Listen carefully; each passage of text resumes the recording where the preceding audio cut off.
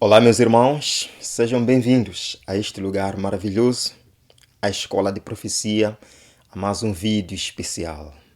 Eu estou muito feliz em poder estar diante de vocês mais uma vez e, em primeiro lugar, louvamos ao Senhor pela dádiva da vida e que as bênçãos do Senhor possam repousar na vida de cada um de nós, que a esperança que nos move continue firme nos nossos corações. Breve Jesus Cristo voltará. Deixe-me primeiro esclarecer, irmãos, que andei um pouquinho sumido aqui no canal. Não há nenhum problema com o YouTube, com a Google, não há nenhum problema com a ONU. Não existe nenhum problema, apenas algumas ocupações da semana. Foi uma semana um pouco cansativa. Mas estamos aqui e vamos iniciar um programa muito especial amanhã, ao pôr do sol. Ao pôr do sol aqui em Moçambique, mas em outras partes do mundo pode não ser ao pôr do sol. Um programa muito especial, eu convido vocês a acompanharem, que vai decorrer durante toda a semana, junto com as atualizações proféticas. Então continuem ajudando a Escola de Profecia, ajudando no sentido de orar pela Escola de Profecia e compartilhando os vídeos com outros irmãos. Bem, irmãos, para já nós vamos fazer apenas um resumo dos principais eventos do mês passado. Foi um mês profético, sim, foi um mês profético, com eventos de dimensões proféticas. Vimos aqui bem de perto. E eu quero lembrar alguns pontos interessantes com os irmãos. Logo no começo, o Papa Francisco apresentou diante do mundo sua nova encíclica Laudato Deum. Segundo ele, é uma encíclica para ação urgente. Sim, irmãos, uma encíclica para ação urgente. Isto eu vou falar amanhã, por acaso ele está se preparando para ir à COP28 e ele vai levar sua agenda para lá. Mas vamos falar na próxima atualização. Vejamos, irmãos, só para recordar alguns pontos aqui, em que o Papa Francisco, por acaso, vai lançar a sua nova encíclica Laudato Deum. Uma encíclica que é considerada o aviso urgente para ação imediata. Vejam aqui, irmãos, 3 de outubro de 2023. Laudate Deum será um firme apelo à ação para a criação. E eu pergunto, Laudato Si não foi o firme apelo à ação? Parece que não. Apesar de que muitos presidentes, líderes mundiais aplaudiram a encíclica Laudato Si, John Kerry, o Joe Biden, falaram muito bem da encíclica como um documento poderoso. Mas não parou por aqui. O Papa avançou na encíclica 2.0, Laudato Deum, abordando as questões mundiais. E eles dizem que este é o aviso urgente, o aviso urgente da necessidade de cuidar e proteger a criação. E mais uma vez, eles estão conectando esta ação climática à espiritualidade. Sim, irmãos. Eles estão conectando esta ação climática à conversão ecológica. Vejam aqui, do ponto de vista cristão, esse homem recorda que não podemos levar a sério os mandamentos mais importantes se não incluirmos a natureza e o meio ambiente. O que ele está dizendo é que não podemos levar a sério os mandamentos de Deus, como um bispo ele está falando. Não podemos levar a sério os mandamentos de Deus se não incluirmos nos mandamentos de Deus a ação climática, o ambiente. E ele diz que se quisermos realmente amar o nosso próximo, temos que cuidar do mundo em que vivemos. Em parte eu posso concordar com isso, mas eu digo mais. Amar o próximo é falar a verdade. Amar ao próximo é dizer que as coisas não vão melhorar até que Jesus venha. Amar ao próximo é dizer que as coisas que estão acontecendo no nosso mundo, desastres naturais, desastres naturais, situações extremas no clima, são sinais da volta de Jesus. E essas pessoas precisam se preparar. Não numa conversão ecológica, uma conversão de coração, uma conversão a Jesus Cristo. Isso é que é amar as pessoas. Aqui é dito que esse responsável editorial comenta que o tema ecológico é a questão de hoje. Sim, irmãos, há dúvidas quanto a isso? Não. Ele diz que Francisco nos estimula a pensar e agir para o bem comum. No contexto das mudanças climáticas, temos que agir para o bem comum. Irmãos, eu não vou cansar-me de vos dizer que quando o papado fala sobre o bem comum, principalmente no contexto das mudanças climáticas, está falando também do descanso dominical, meus irmãos. Sim, eu estou dizendo isso para vocês. Vejam aqui, sim. Ele diz que o bem comum, por outro lado, é mais do que uma soma individual de interesses. O bem comum passa, se move daquilo que é melhor para mim para aquilo que é melhor para todos. Em outras palavras, pelo bem comum. Pelo bem comum. Você perde os direitos individuais. Vejam, irmãos, aqui é dito: os cristãos, no respeito da liberdade religiosa e do bem comum de todos, devem procurar o quê, irmãos? Devem procurar o quê? Que os domingos e os dias sagrados da igreja sejam reconhecidos como o quê? Como feriados legais, pelo bem comum. Os cristãos devem se empenhar para tornar o domingo um feriado legal. Está isto claro, irmãos? Esse é o bem comum. Ele, de fato, estava reunido com uma delegação de advogados mundiais, sim? Onde ele agradeceu a esses advogados por eles estarem trabalhando num quadro normativo internacional climático. Sim, irmãos? Trabalhando num quadro normativo climático. Advogados. Sim, irmãos. Vejam aqui, ok, o Papa está escrevendo e tudo mais. Vejam, o Papa fez a sua observação no contexto de agradecer aos advogados pela sua disposição para trabalhar para o desenvolvimento de um quadro normativo destinado a proteger o ambiente. E o Papa diz que 2025 será um ano muito importante. Notem, irmãos, o Papa Francisco diz que 2025 será um ano muito importante. Eles estão preparando o ano de jubileu, em que inclusive está convidando todas as denominações cristãs a celebrarem a Páscoa no mesmo dia. Ele diz que 2025 vai ser um ano muito importante. Vejam, irmãos, o Papa lança a jornada de 7 anos para a sustentabilidade total. E vejam, é dito que os 5 anos seguintes, serão dedicados a ações concretas. Enquanto o último ano, neste caso o 7º ano dos 7, sim, será o ano sabático para louvar e agradecer a Deus. Irmãos, em que vai consistir este ano sabático? Irmãos, nós vimos que nos parágrafos deste poderoso documento Laudato Deum, o Papa fez grandes propostas. Grandes propostas. Vejam, irmãos.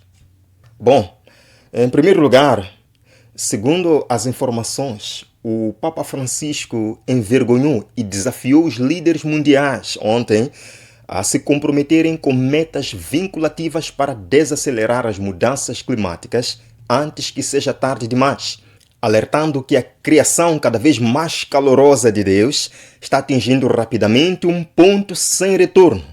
Irmãos, eu vejo a Laudato Deum como um guia, um manual de ação para os líderes mundiais. Nele, o Papa Francisco pede o estabelecimento imediato de uma autoridade política que abranja todas as nações. Vão lá ler, irmãos, vão lá ler. Isto, por acaso, é algo que o presidente Lula, o presidente do Brasil, já abordou. Nesta encíclica, o Papa lamenta os fracassos anteriores das COPs sobre as alterações climáticas e apela para que a COP28, que está prevista para o próximo mês, novembro de 2023, seja um momento em que os líderes ganhem coragem para fazer mudanças mais drásticas, coragem para fazerem mudanças intensas e que exigirão compromisso de todos. O Papa sublinhou, isto é interessante, o Papa sublinhou que os Estados Unidos da América devem tomar decisões políticas indispensáveis. No parágrafo 38 da Laudato Deum, o Papa diz que as massas populares devem controlar e pressionar o poder político. Vejam, irmãos, ele diz que, a menos que os cidadãos controlem o poder político, nacional, regional e municipal, não será possível controlar os danos ao ambiente. Em outras palavras, por mais que um partido ou presidente não queira, o povo pode pressionar, o povo pode denunciar essa pessoa à autoridade global. Uau! Olhando para isto, eu pergunto, quem vai ousar ficar de fora? Nas sessões 6 a 8, o Papa repreende os negacionistas da mudança climática. Ele diz que aqueles que resistem à realidade do apocalipse climático estão trazendo confusão para o mundo. Ok, virando um pouquinho a página, ao longo do mês nós falamos sobre a ameaça para 50 milhões de pessoas no mundo. A futura pandemia, que pode dizimar 50 milhões de pessoas. A pandemia é chamada X, não tem nome. Vejamos, irmãos. Bem, de acordo com as mais recentes informações, doença X provavelmente será mais mortal em comparação com Covid, diz especialista. Irmãos, nós somos informados de que a força-tarefa, ou seja, especialistas do Reino Unido, estão se preparando para uma grande pandemia chamada doença X. Não tem nome, é doença X, que pode ser mais devastadora que a gripe espanhola de 1919. Bem, na minha opinião, irmãos, eles não falariam disto, não alertariam o mundo se não soubessem que algo está vindo. Os especialistas alertaram que esta potencial nova pandemia pode levar a 20 vezes mais mortes em comparação com o coronavírus. Meus queridos irmãos, venham comigo. Lucas capítulo 21. Lucas capítulo 21. O cristão sofre de doença mental, o cristão é mentiroso. Lucas capítulo 21, verso 11. Lemos. Haverá grandes terremotos, meus irmãos. Haverá grandes terremotos, fomes e pestes em vários lugares, e acontecimentos terríveis e grandes sinais provenientes do céu. O que falou Jesus, irmãos? Acontecimentos terríveis. É isto que nós estamos vendo. É aqui onde nós estamos. Vejam, irmãos. Com base em estimativas de especialistas, a doença X tem potencial para causar cerca de 50 milhões de mortes. O que é isto, irmãos? Esse homem enfatizou que o mundo terá que se preparar para campanhas de vacinação em massa. Bem, isso vai ser assim mesmo. Irmãos, nós lemos no Espírito de Profecia que epidemias arrebatarão milhares de vidas, perigos provenientes dos poderes de fora e atuações satânicas por dentro estão por toda parte ao nosso redor. Agora vejam aí a alegria, irmãos, a esperança, mas o poder moderador de Deus está sendo exercido atualmente. Agora, irmãos, o interessante é que prevê-se que esta grande pandemia vai devastar ainda mais os Estados Unidos da América. Vejam, irmãos, é dito o seguinte: a pandemia pós-Covid-19 pode atingir duramente os americanos, prevêem especialistas. Vimos também no mês de outubro que a ONU está buscando acabar com o discurso de ódio. E é importante considerar que o ódio é mau. O ódio é mau. Mas a pergunta é, quem vai decidir o que é ou não discurso de ódio? A própria ONU. Portanto, irmãos, chegamos ao momento em que talvez não tenhamos liberdade de falar certas coisas. Pode ser considerado discurso de ódio. Vamos lá lembrar. Irmãos, a ONU relatou o seguinte, vejam. Discurso de ódio religioso. Um fenômeno que estava longe de ser novo. Estava agora a desenrolar-se sem controle. E eles dizem que, online, os algoritmos das redes sociais estavam amplificando mensagens de ódio. E continuam dizendo que as lacunas na política nacional e nos quadros legais e de aplicação de lei estavam a deixar o ódio e a discriminação escapar pelas fendas. Os Estados-membros podem e devem fazer mais. Que os Estados-membros da ONU devem e podem fazer mais para travar o discurso de ódio. Então, irmãos, está se deixando claro que a culpa desta situação são as lacunas nas políticas e nos quadros legais. Neste caso, os Estados-membros da ONU devem fazer mais para parar o discurso de ódio. Agora, a ONU nos diz que pede apoio das comunidades baseadas na fé, em outras palavras, comunidades religiosas, para ajudar a travar o discurso de ódio religioso. Irmãos, vejam aqui, é dito: as iniciativas de formação para agentes da lei e do poder judicial, atores, professores e profissionais de comunicação social baseados na fé, no combate ao ódio religioso, são necessárias para fazer parte de uma abordagem abrangente que integra a alfabetização da fé, uma melhor compreensão e sensibilidade e medidas claras para combater a discriminação.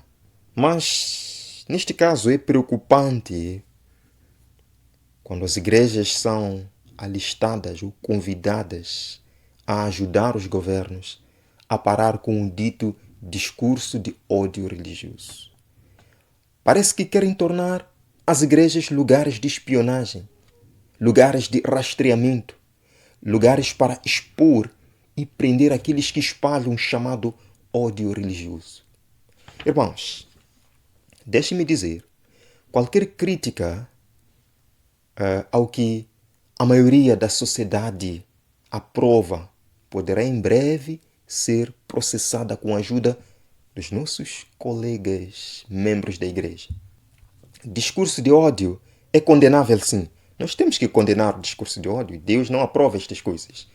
Mas minha dúvida é: quem vai definir o que será discurso de ódio ou não? Quem vai definir? Então, em nossas pregações, em nossas abordagens, nós teremos que depender de quem vai definir as regras do jogo. Teremos que depender de quem vai definir o que é ou não discurso de ódio. Em meio à agitação mundial dos últimos dias, guerras, pandemias, desastres naturais, é elevada agora uma pessoa considerada a autoridade moral do mundo para resolver os problemas globais. Isto é profético, meus irmãos. Vemos aqui. O Vaticano recebeu uma visita muito interessante, muito importante. Vocês sabem que próximo mês vai decorrer a COP28 nos Emirados Árabes Unidos. E o ministro da Indústria dos Emirados Árabes Unidos, que por acaso será o presidente da COP28, foi ter com o Papa Francisco. E lembrem, irmãos, eu apresentei para vocês já algumas semanas atrás que o Papa Francisco escreveu um documento aos Emirados Árabes Unidos dizendo: lembrem-se da minha encíclica Laudato Si. Sim, inspirem-se nela. Ele falou disso. Agora, irmãos, por que este grande homem que vai presidir, sim, a COP28 foi ao Vaticano? O que ele quer lá? E o que ele falou lá? Papa Francisco apela à paz e à contenção na guerra Israel-Hamas. Muito bem, todos nós estamos orando por Israel, todos nós queremos a paz, certo? Veja, irmãos, Papa renova apelo ao respeito do direito humanitário em Gaza. Muito bem, todos nós estamos apelando à paz e ao respeito. Veja, irmãos, 13 de outubro, o Vaticano oferece mediação para libertar reféns e acalmar conflito em Gaza. Bem, deixe-me dar uma pausa e conversar com os irmãos a respeito disto. O Vaticano agora está oferecendo mediação para acabar com o conflito. Certo, irmãos? Eu pergunto, este não é o papel da ONU, Organização das Nações Unidas? Não é? Sim, parece que é. Mas parece que a ONU não está tendo muito poder para travar essas questões. A ONU não está tendo poder nem para travar as mudanças climáticas. E o mundo agora está olhando para uma autoridade moral que virá para resolver estas questões. Não vamos, de fato, subestimar o poder do Papa, para resolver estas questões, porque em 2014 eu lembro que o Papa conseguiu reunir Simon Peres, que, é o presidente, que era o presidente israelense, conseguiu reunir o presidente Abbas, da Palestina, lá no Jardim do Vaticano. E exatamente no mesmo evento, o Vaticano instou a comunidade internacional a pressionar um estatuto de liberdade religiosa para as três religiões monoteístas, cristãos, judeus, muçulmanos, no contexto da guerra Israel-Palestina. E parece que o Papa teve um pouco de sucesso naquela ocasião. E como resultado desse sucesso, o que disseram os próprios líderes israelenses, o que disseram os próprios líderes palestinos acerca da pessoa do Papa? Vejam, irmãos, o Vaticano pede garantia de liberdade religiosa em Jerusalém. Muito bem, irmãos, vejam aqui, o presidente Pérez, neste caso o ex-presidente, disse: Papa Francisco é o único, sim, irmãos, é o único líder respeitado o suficiente para acabar com as guerras de hoje. Irmãos, isto não é um eco de Apocalipse capítulo 13, em que os reis do mundo olharão para a besta e dirão: quem é semelhante à besta? Quem pode pelejar contra ela? Virando um pouquinho a página, vamos aos Estados Unidos da América, lá onde a nossa irmã adventista do sétimo dia foi demitida do Departamento de Polícia de Nova York porque não queria trabalhar aos sábados. Os seus colegas e, chefes diziam para ela: a sua religião é uma bagunça. Você não é judia. Você está louca. Você é golpista por ser adventista. Vemos, irmãos. O New York Post noticiou que uma mulher adventista do sétimo dia foi chamada de golpista por recusar-se a trabalhar aos sábados. O departamento de polícia disse que a religião dela era confusa e que ela era judia. Os grupos que estavam apoiando Groff, falamos muito bem dele quando foi demitido por recusar-se a trabalhar aos domingos. Os grupos que estavam o apoiando não estão dizendo nada agora. Não estão se pronunciando diante deste caso da nossa irmã adventista. Vejam, irmãos, 14 de outubro. Mãe de 3 filhos da polícia de Nova York, considerada o quê? Golpista, por querer sair no sábado. Sim, de acordo com o processo. Por recusar-se a trabalhar ao sábado, por pedir dispensa ao sábado para adorar o Senhor, ser chamada de golpista. Irmãos, vejam aqui, golpista o que é? Sim, quem planeja ou realiza golpes. Essa pessoa disse à nossa irmã que não há lugar para ela no departamento de polícia por causa de sua religião. O que é isto, irmãos? O que é isto? A América está mudando. O que é isto? Não há lugar para ela como funcionária do governo americano por causa da sua religião. O que é isto? Vejam, irmãos. E continua dizendo a pessoa, a nossa irmã: não entendo a sua religião. Disse aí o chefe, de acordo com os documentos judiciais. Disse também: sua religião está uma bagunça. Meus amados irmãos, sua religião está uma bagunça. Bem, deixe-me dizer que isto é profético, que estas coisas não vão melhorar. Nós estamos perante uma ameaça à liberdade de consciência. E a pergunta que eu volto a fazer: por que os movimentos que se levantaram para protestar no caso de Gerald Groff, aquele carteiro que foi expulso por guardar o domingo, por que esses grupos, esses movimentos, esses sindicatos não estão dizendo nada agora? Por que eles não estão a falar nada? Ou não estão sabendo do assunto, o que eu duvido muito, ou não estão interessados. Não estão interessados neste caso agora. Ok. O Papa Francisco fez uma rara ligação ao presidente Biden. E nesse contexto, o Biden começou a dizer que está começando uma nova ordem mundial e os Estados Unidos da América vão liderá-la. O Papa Francisco teve um telefonema de 20 minutos com o presidente dos Estados Unidos da América, Biden, neste fim de semana. Foi o Papa quem solicitou a ligação e, de acordo com a Casa Branca, eles falaram sobre os últimos acontecimentos em Israel e Gaza. E daí, irmão Onésimo, o que isto tem a ver? É a pergunta de muitos agora. O presidente dos Estados Unidos da América começou a dizer algumas coisas. Na verdade, a Casa Branca lançou um documento transcrevendo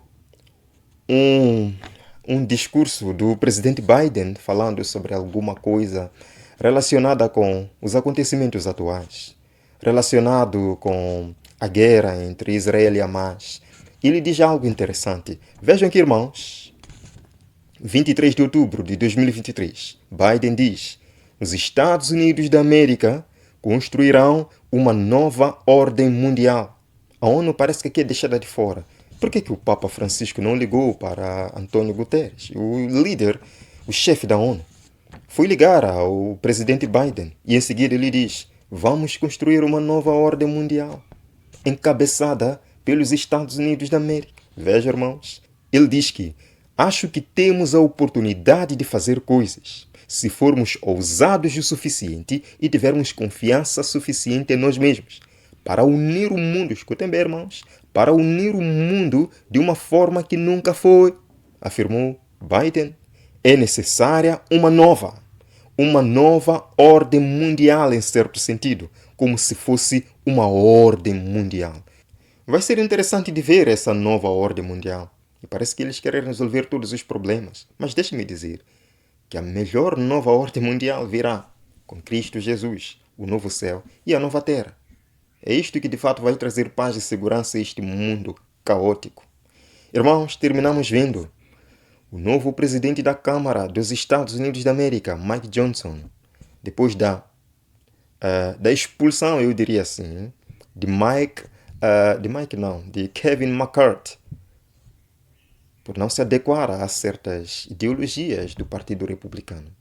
E este novo presidente, nós vimos que ele é nacionalista cristão e ele faz parte de uma das organizações coligadas ao Projeto 2025.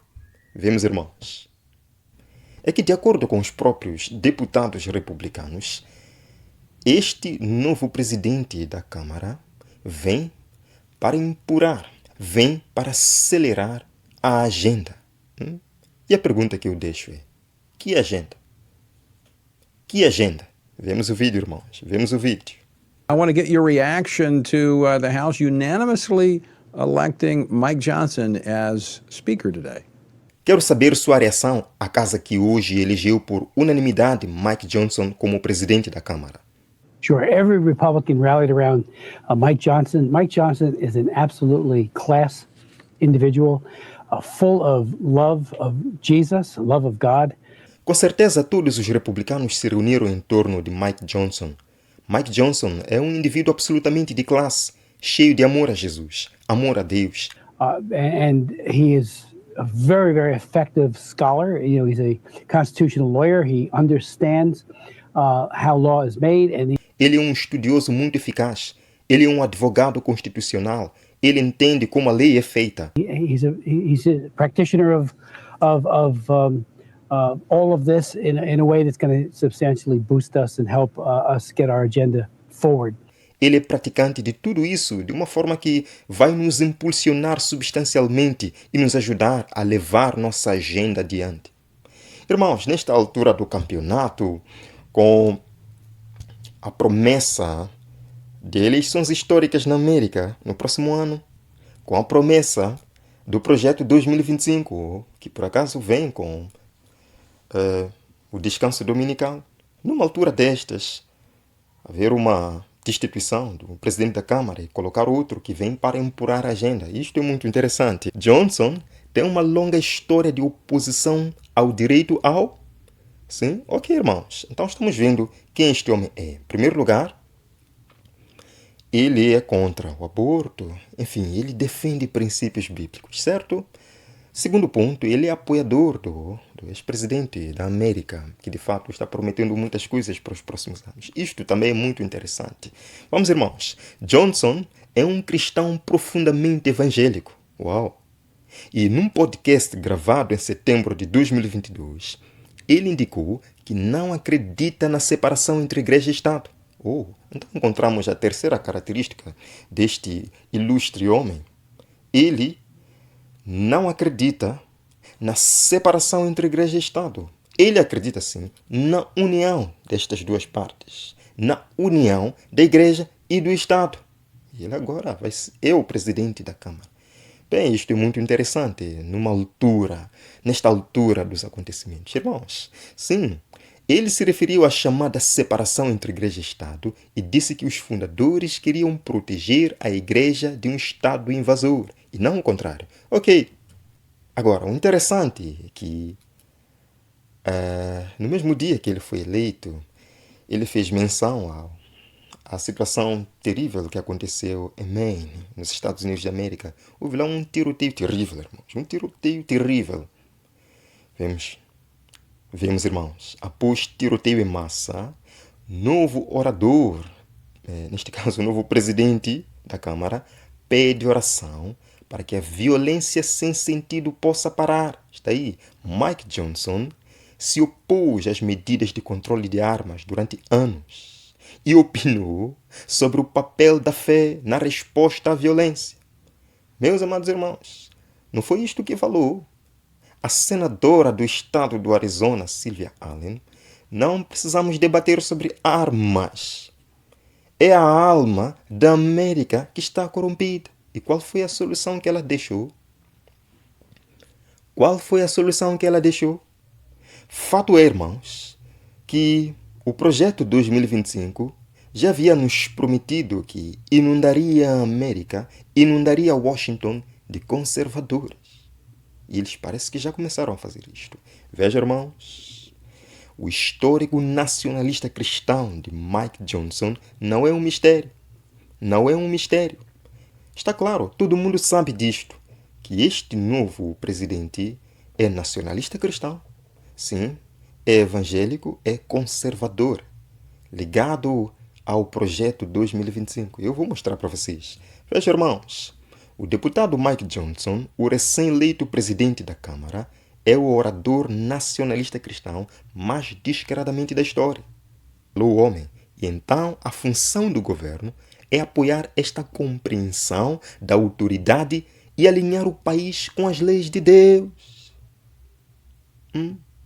Alinhar a América com as leis de Deus. Isso é maravilhoso, sim, é maravilhoso, irmão Onésimo, mas para estes evangélicos protestantes, quais são as leis de Deus? Em primeiro lugar, eles dizem que as leis foram abolidas. Em segundo lugar, nas leis que não foram abolidas está o domingo, o descanso dominical. Vejam, irmãos, é dito que, portanto, ele está muito enraizado nesta longa história da direita cristã e os seus anos de trabalho com o quê? Com a Alliance Defending Freedom. Gravem bem o nome desta organização. Alliance Defending Freedom. Um grupo americano de defesa jurídica cristã. Sim. E deixe-me dizer que esta organização a quem ele está profundamente afiliado está também profundamente afiliada ao projeto 2025 da Heritage Foundation. Olhando para tudo isto, irmãos, nos perguntamos: em que ponteiro do relógio profético nós estamos? Eu quero terminar lendo uma passagem para os irmãos no livro Eventos Finais, página 17 e 18. Vejam, ao fim da grande perseguição papal, declarou Cristo, o sol se escureceria e a lua não daria sua luz. Em seguida cairiam as estrelas do céu. E ele diz: aprendei, pois, esta parábola da figueira. Está citando as palavras de Cristo.